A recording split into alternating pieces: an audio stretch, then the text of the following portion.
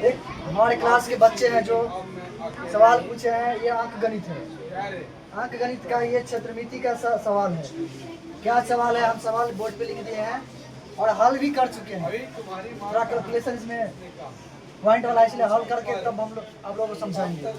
क्या कहता है, एक कट्टा को वर्ग फीट में बदलना है। क्या वर्ग फीट में, यदि लंबाई की इकाई, मतलब जो लंबाई हम मापेंगे ना, वो भी खेत जो होगा उसका लंबाई मापेंगे तो लग्गी से मापते हैं। पहले एक खेतर कैसे मापते थे, खेतर कैसे मापते थे, लग्गी से मापते थे। क्या चीज से, लग्गी से मापते थे।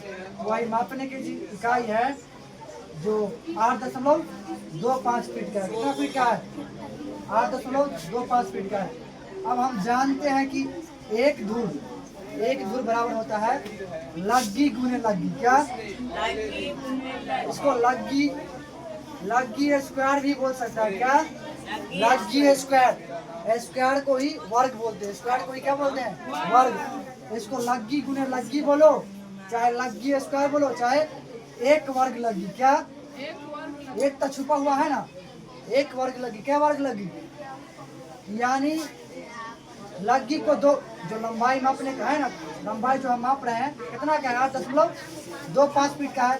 तो लग्गी, एक लग्गी का लंबाई है। क्या लग्गी का, एक जो लग्गी है इतना फीट का है। एक धूर में क्या करेंगे, लग्गी को लग्गी से गुना करेंगे। तो एक लग्गी गुना एक लग्गी, यानी 8.25 गुना 8.25, तो गुना करके आ गया 68.025 वर्ग फीट में आ गया। कितने आ गया, वर्ग फीट में। लेकिन एक कट्ठा में तो 20 धूर होता है। क्या धूर होता है, 20 धूर।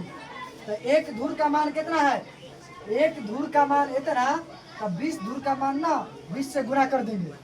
जैसे एक आम के दाम 10 रुपया था, 20 को आम के दाम 20 को 10 से गुना कर देंगे। उसी प्रकार से एक धूर का मान इतना आ गया, तब 20 धूर का मान, तो 20 को इतना से गुना कर देंगे। तब 20 को इतना से गुना कर दिए तो 1361.25 वर्ग फीट। इसी को तो कह रहा था वर्ग फीट में बदलने के लिए एक कट्ठा को। एक कट्ठा में 20 धूर होता है।